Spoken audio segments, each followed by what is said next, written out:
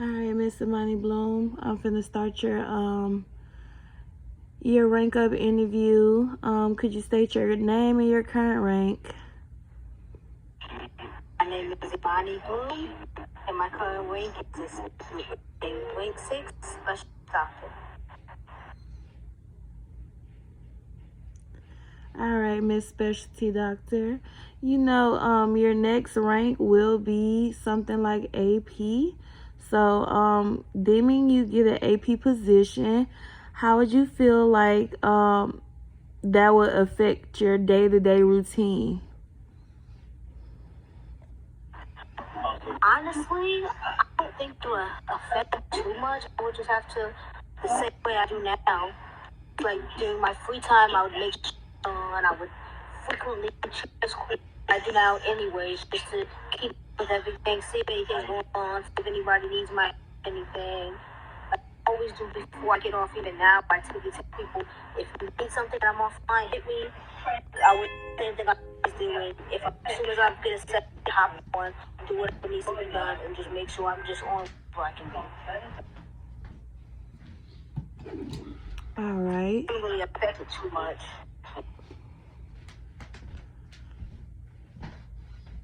Okay, and working with your department, what department have you been working with? So a while back, I was in the QRU, which was the quick response. We'll go out to the public and try to recently I've been with the PMSD unit, which I feel was a more fitting unit for me for the simple fact that I'm cool with a lot of PD and I'm around them a lot anyways, so I figured it only kind of makes sense. A lot of them, when they need pill stuff, I'm the one in private chat and call anyways when they're like, hey, I need pills, hey, I need this, and I'll go, or I'll get a great, one of the clubs and tell them to take a ride with me, and we get in the medic car and the medic car over there. So I figured it only made sense for me to join that unit since I do a lot of work for the things anyway. Go meet up with them to help with trainings and stuff. So yeah, to me it just kind of made sense to join that unit since I do a lot of things with PD. Nah, I felt you in that answer. In your duties here, do you feel like anything is too complicated or you needed help with anything? I would love some feedback on that.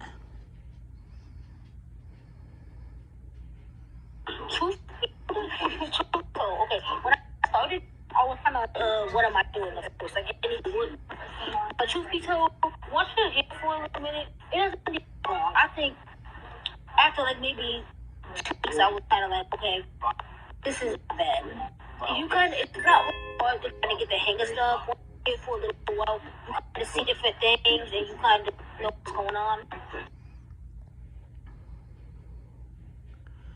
Okay, when you were transitioning, I'm sorry, go ahead. No, I said go ahead, man. All I said is once you kind of for a little minute and get the hang of stuff, it's not kind of ready. Okay. Since being promoted to SD from GP, what do you find that was different from your GP role in your SD role?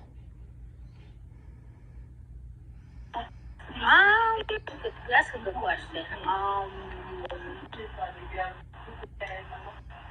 Okay, in my honest opinion, not much, because in my honest opinion, I'm kind of doing the same things, basically helping out where I am, which is the same I did when I was a GP.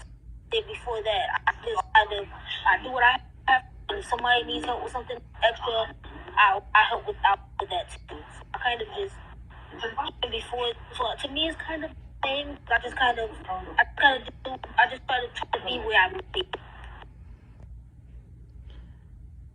Okay, I like those questions. With those answers to those questions. DCP, anything you want to add to that questionnaire before we move on to the rules portion?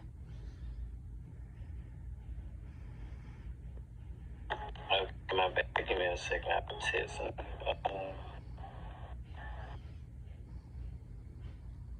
Okay, I got a question for you.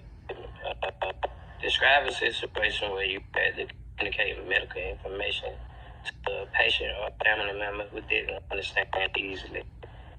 And how did you do that? Okay. Funny story. So, patient came in once. I remember this story. I had a few. This one was particularly funny. So, patient came in saying he had been. Once we got there, once I got over there, him to the back and surgery had a lower assisting me, giving me what I need for the surgery. We realized that he had been shot in the butt. Yeah. So we went into the surgery. We weren't able to get the bullet out. We were able to secure it enough to where we watch it for a few more weeks before doing it because he was losing the blood. We had to get him back, all of that. He became very confused as he.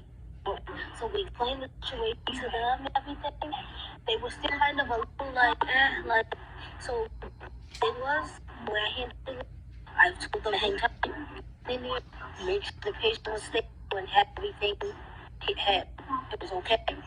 Once he was stable and I made sure everything was good with him, I just came and just took my time and slowly explained step by step what happened and what steps we were taking. I just sat down and slowly and explained it to them in a way that they can understand. Okay. Tell me about an experience with a patient who required a lot of time. How did you care for them while still providing for other patients? You said a patient that was what? I'm sorry, what I. Tell me about your experience with a patient who required a lot of your time.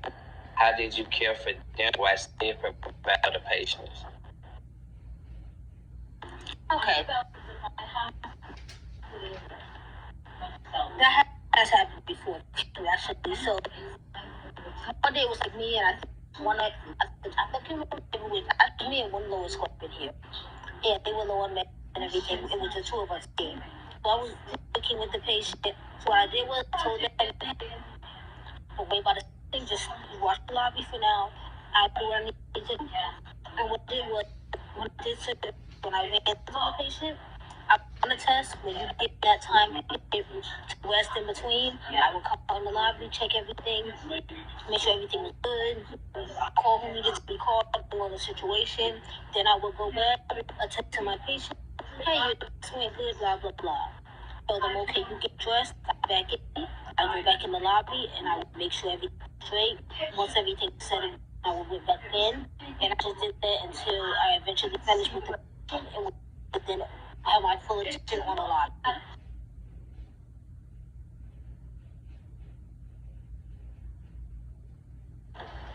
Okay, I got one more question. Tell me about the time you had a script emergency situation in the environment. One time we had an emergency situation. Okay. I would say emergency situation is something. You mean, I'm sorry, patient wise or To be about patient. okay, so I will say patient like the weather patient wants to come in to like the surgery, the shot thing. I just when it was in a lot of blood, tried to call another so I had that at that time I had my lowest score I was running with I had that book running. I'm like, I need you to get this, I need you to get that. In high stress situations, I think the best thing to do truly is to try to remain calm. Sometimes that's what you sometimes you just have to do the best to try to like and try to address the situation at hand. Like, so I recall having running to everything. I was like, okay, let me use this. And I would like, okay, let me use that. Just calm in a case that try to do your best to stay calm and see the situation for what it is before acting upon it is a good way to really handle high stress or high environment situations.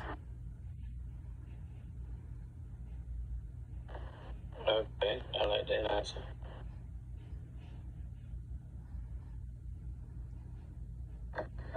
Yes. Could you tell me what's RPA? RPA.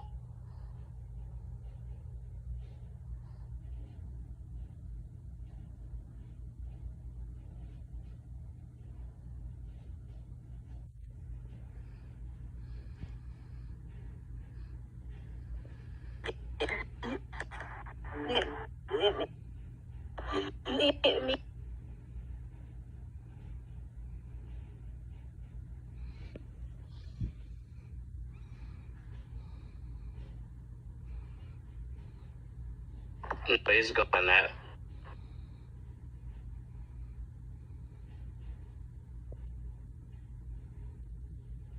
Good now. I didn't even catch it. I didn't catch it again. Which rule did you need? RPA. RPA. Okay, I know that one. RPA is basically that's when you're AFK.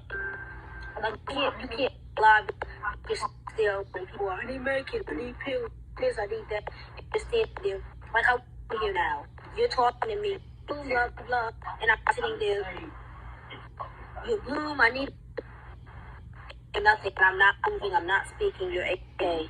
That's the law, go to another floor and go on to another floor. You can't just be just quiet. Just not respond to anybody AFK. Okay. Tell me where's RP14 and how do you feel about it? RP14 is anything that has to do with harassment.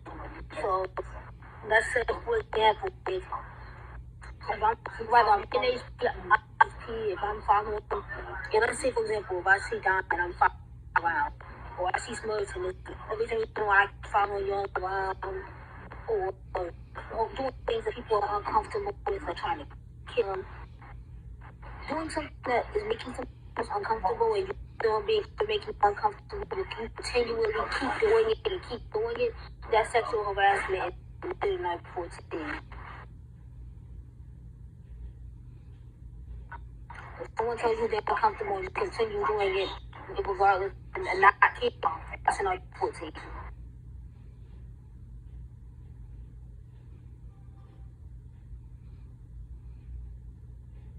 Okay, I'm done.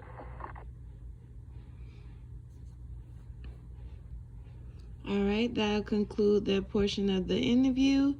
You did pretty good. It's time for the drug test. You got through the questions.